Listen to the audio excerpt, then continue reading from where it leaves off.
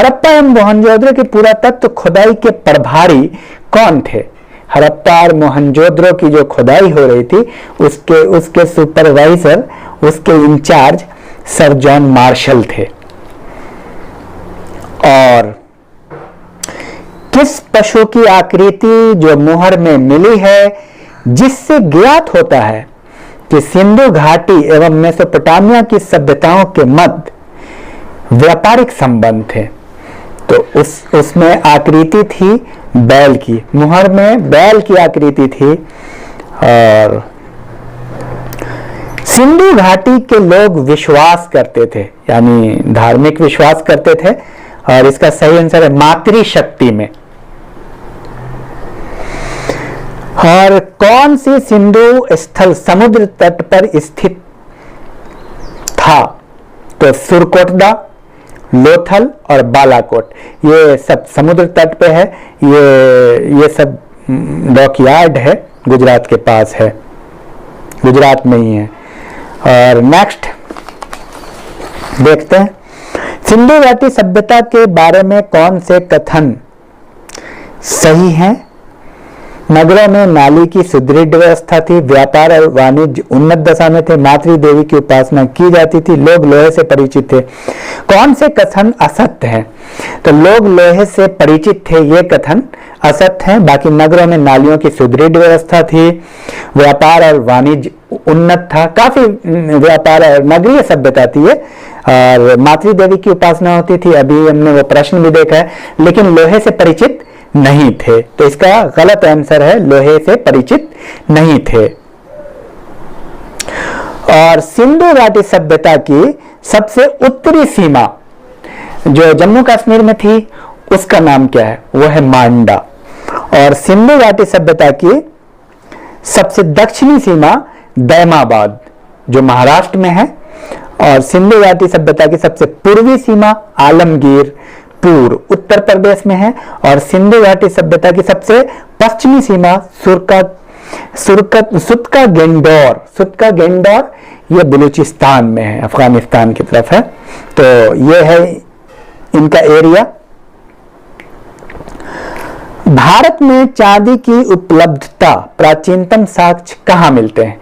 तो भारत में चांदी के प्राचीनतम साक्ष्य हड़प्पा सभ्यता में मिलते हैं। सिंधु घाटी सभ्यता का कौन सा स्थल भारत में स्थित है? जो वो नगर हैं उनमें भारत में स्थिर स्थल इसमें दिया गया हड़प्पा, मोहनजोदड़ो, लोथल, और इनमें से कोई नहीं तो लोथल है, क्योंकि लोथल गुजरात में है। आपको मैं बता दूं कि ज्यादा से ज्यादा स्थल पाकिस्तान में है, पाकिस्तान के पंजाब प्रांत में है और सिंध में भी है। जैसे मोहनजोदड़ो सिंध में है और पंजाब में हड़प्पा है, तो लोथल है भारत में। सिंधु घाटी सभ्यता मुख्यतः जानी जाती है अपने नगर नियोजन के लिए।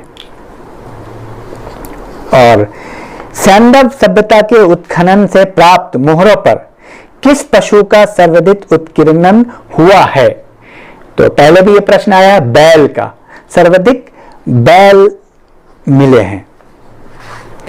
और हड़प्पा सभ्यता का प्रचलित नाम, सबसे प्रचलित और मशहूर नाम है सिंधु घाटी की सभ्यता, लेकिन सबसे ज्यादा यूनिवर्सली एक्सेप्टेड नाम है हड़प्पा सभ्यता, और वैज्ञानिक नाम।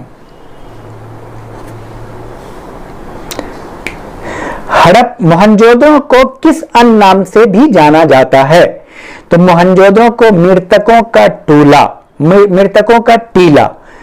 माउंड ऑफ डेड, मृतकों का टीला के रूप में भी जाना जाता है। इस तरह के प्रश्न काफी आए हैं, ये सारे प्रश्न आते हैं। और कौन सा हड़प्पा कालीन स्थल गुजरात में था? तो लोथल है। आए हुए प्रश्न है, सिंधु सभ्यता की मुद्रा में किस देवता के समतुल्य चित्रांकन मिलता है? आदि शिव के चित्रांकन मिलता है। और नेक्स्ट क्वेश्चन है, सिंधु घाटी सभ्यता किस सभ्यता के समकालीन नहीं थी? तो समकालीन थी, इसमें ऑप्शन है मिस्र की सभ्यता, उसकी समकालीन थी। मेसोपोटामिया की सभ्यता, इसकी भी समकालीन थी। चीन की सभ्यता, इसकी भी समकालीन थी मिस्र की सभ्यता, मेसोपोटामिया की सभ्यता, चीन की सभ्यता, लेकिन क्रीट की सभ्यता इसमें है ऑप्शन, वो समकालीन नहीं थी। सिंधु घाटी सभ्यता कहां तक विस्तृत थी? तो सिंधु घाटी सभ्यता पंजाब, राजस्थान, गुजरात, उत्तर प्रदेश, हरियाणा, सिंध और बलूचिस्तान। आप देख लिया उत्तर में और दक्षिण में दायमाबाद, उत्तर में मांडा, पूरब में बुलंदशहर और पश्चिम में बलूचिस्तान तक सिंधु घाटी सभ्यता विस्तृत थी। सिंधु घाटी सभ्यता में घोड़े के अवशेष कहां मिले? तो इसका आंसर है सुरकोटडा। सिंधु घाटी स्थल कालीबंगा किस प्रदेश में है? तो कालीबंगा राजस्थान में है। निम्न में से किस पदार्थ का उपयोग हड़प्पा काल की मुद्राओं के निर्माण के रूप में किया गया था? सही आंसर है सेल खड़ी, सेल खड़ी। और हड़प्पा सभ्यता किस युग की थी? तो इसका आंसर है कांस्य युग। हड़प्पा सभ्यता एक कांस्य युग था। कांस्य युग, सबसे पहले आप देखिए स्टोन एज है, जैसे पत्थर का एज है। उसके बाद तांबे का आविष्कार हुआ और तांबा पत्थर से मिलकर के एक नई चीज बनी कांसा। एक तांबे के बाद कांसा बना, तो ये कांस्य एज है, यानी लोहे से पहले। उसके बाद लौह युग आता है। तो आप ऐसे समझिए कि सबसे पहले जो था वो क्या कहते हैं कि पूर्व पाषाण काल, मध्य पाषाण काल और नवपाषाण काल।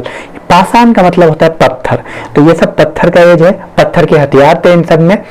पूर्व पाषाण काल, मध्य पाषाण काल, नवपाषाण काल। नवपाषाण काल में खेती का इजाद हुआ, पत्थर नोकीले हथियार आने लगे, आग का आविष्कार हुआ।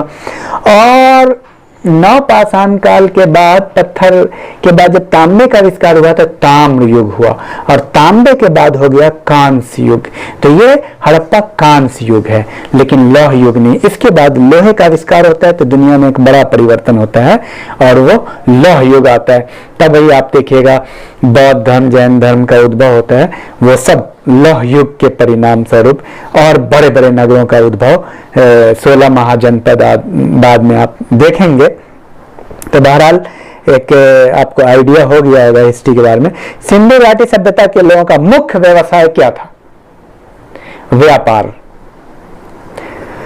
हड़प्पा सभ्यता के निवासी थे, तो हड़प्पा सभ्यता के निवासी शहरी थे, नगर था। सिंधु घाटी सभ्यता के घर किसके बनाए जाते थे? पहले भी हमने देखा ईंट से। इसका ऑप्शन है ईंट, बांस, पत्थर, लकड़ी। ईंट से। हड़प्पा वासी किस वस्तु का उत्पादन सर्वप्रथम थे? वस्तु के उत्पादन में महान थे, सर्वप्रथम थे कपास। निम्नलिखित विद्वानों में हड़प्पा सभ्यता का सर्वप्रथम खोजकर्ता कौन थे? दयाराम सहनी। सिंधु घाटी सभ्यता का पत्तन नगर यानी बंदरगाह कौन था? तो इसका आंसर है लोथल। हर एक एग्जाम में आया हुआ है, जितने पीसीएस के एग्जाम है, स्टेट आईएएस में, सारे में वैसे सारे प्रश्न रिपीटेड हैं और कोई प्रश्न काटने वाला नहीं है। आप ज्यादा से ज्यादा प्रैक्टिस करें। और आगे और देखता हूं, सिंधु घाटी सभ्यता किस युग में पड़ता है? ये एक प्रश्न है। तो ये एक आद ऐतिहासिक काल है, इसको बोलते हैं प्रोटो हिस्टोरिकल पीरियड, आद ऐतिहासिक काल। देखिए अब इसको भी समझ लीजिए। एक होता है प्रागैतिहासिक काल, प्री हिस्टोरिकल पीरियड, और एक है आद ऐतिहासिक काल, प्रोटो हिस्टोरिकल पीरियड, और एक है historical period. Pre historical period में लिखित प्रमाण नहीं होता। आद ऐतिहासिक काल में लिखित प्रमाण होते हैं पर उसको पूरा पढ़ नहीं पाते, और ऐतिहासिक काल में लिखित प्रमाण भी होते हैं, उसको पढ़ भी पाते हैं। तो ये आपने समझ लिया है। हड़प्पा के मिट्टी के बर्तनों पर सामान्यतः किस रंग का उपयोग हुआ था? तो इसका आंसर है लाल, रेड कलर का उपयोग हुआ था। मांडा किस नदी के किनारे स्थित था? मांडा चिनाब, आपको पता है मांडा जम्मू में अभी बात उसकी हुई थी, सबसे नॉर्थ ईस्ट है, नॉर्थ में है। और हड़प्पा कालीन स्थल रोपर यानी जो पंजाब में है, किस नदी के किनारे स्थित है? रोपर, सतलज नदी के किनारे। हड़प्पा में एक उन्नत जल प्रबंधन प्रणाली का पता चलता है, वो कहां? उन्नत जल प्रणाली धौलावीरा में इसका पता चलता है। सिंधु घाटी सभ्यता की विकसित अवस्था में किस स्थल से घरों में कुएं के अवशेष मिले हैं? घरों में कुएं के अवशेष मोहनजोदड़ो। ये क्वेश्चन यूपीपीसीएस, आईएएस सारे क्वेश्चन रिपीटेड और पूछे गए हैं और फिर पूछे जाएंगे। और भी मैं देखता हूं कुछ क्वेश्चंस हैं।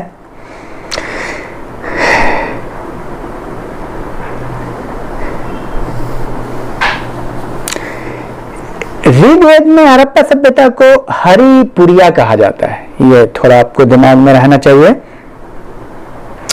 जुते हुए खेत हड़प्पा सभ्यता में कहां मिले हैं? पहले भी रिपीट हुआ, कालीबंगा में।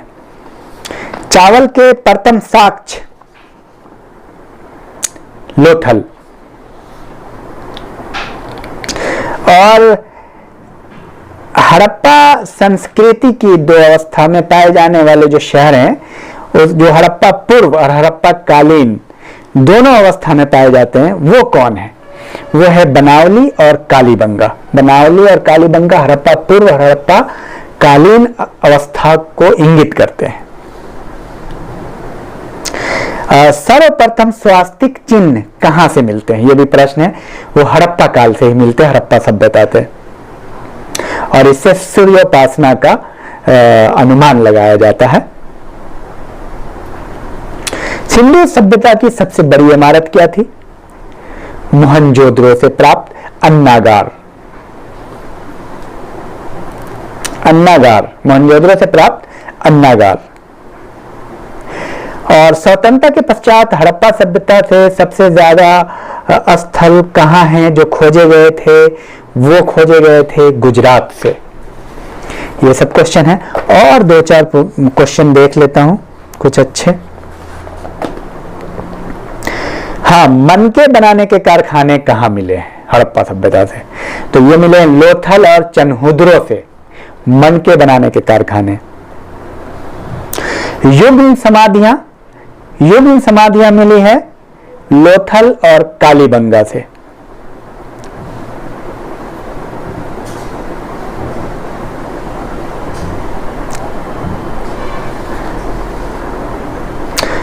और प्राकृतिक हड़प्पा यानी पूर्व हड़प्पा और हड़प्पा कालीन अवस्था कहां मिले हैं, इस पर जरूर ध्यान दीजिएगा। फिर रिपीट कर रहा हूं, कालीबंगा और बनावली से। अग्निकुंड कहां प्राप्त हुआ है? अग्निकुंड प्राप्त हुआ है लोथल और कालीबंगा। ये मिलाने वाला क्वेश्चन आता है आईएएस में, लोथल, कालीबंगा, रोपर, और दे देगा मोहनजोदड़ो, और देगा 1 2 सही है, 1 सही है, 1 2 3 सही है, 1 सही है। तो इस तरह के प्रश्न आते हैं। तो अग्निकुंड मिले हैं लोथल से और कालीबंगा से। और क्या सिंधु घाटी की सभ्यता के लोग तलवार से परिचित थे? नहीं थे परिचित। वजह यह है कि लोहे का आविष्कार नहीं हुआ था, और तलवार ज्यादा परिचित हुआ है लोहे के आविष्कार के बाद।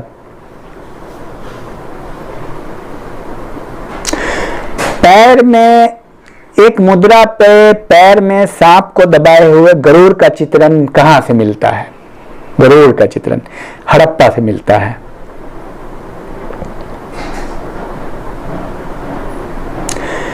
हड़प्पा अर्थव्यवस्था का मूल आधार बिजनेस और एग्रीकल्चर।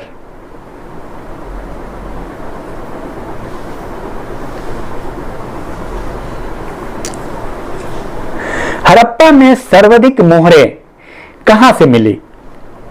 मोहनजोदड़ो से।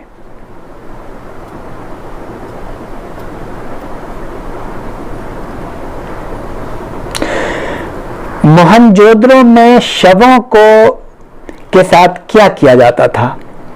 तो मोहनजोदड़ो में शवों को जलाया जाता था और हड़प्पा में शवों को क्या किया जाता था? हड़प्पा में शवों को दफनाया जाता था और मोहनजोदड़ो में शवों को जलाया जाता था। इसको आप जरूर याद रखिएगा। अब हम थोड़ा पतन के कारणों पे कुछ क्वेश्चंस हैं, उनको देखते हैं कि हड़प्पा सभ्यता के पतन के कारण क्या थे।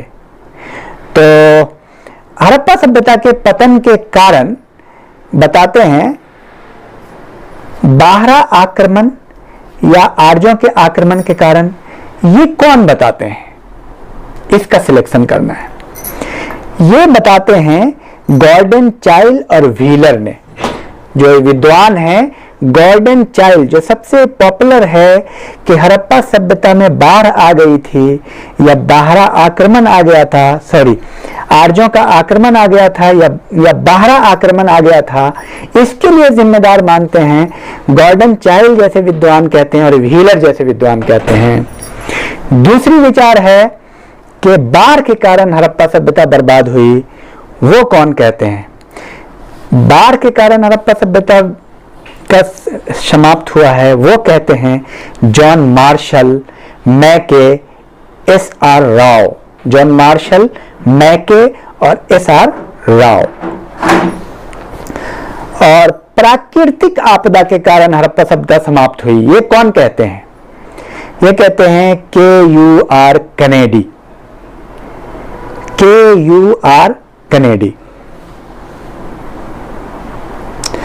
तो बहरहाल हड़प्पा सभ्यता हमारा आज समाप्त हो गया। फिर हिस्ट्री की दूसरी, तो इसमें हम आपको ये बता दें कि इस सीरीज को जो बहुत अच्छे से बार बार सुन लेगा, बहुत ज़्यादा अगर आप लिख पाते हैं तो बहुत अच्छी बात है।